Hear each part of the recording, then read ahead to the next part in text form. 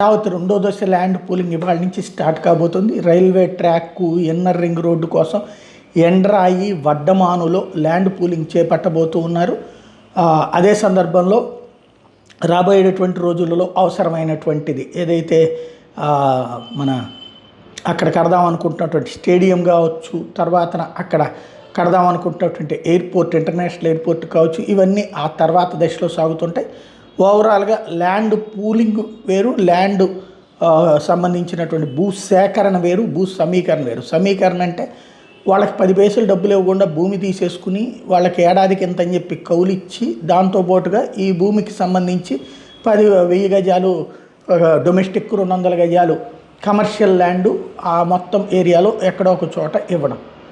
Land pooling అంటే ఆ పద్ధతి.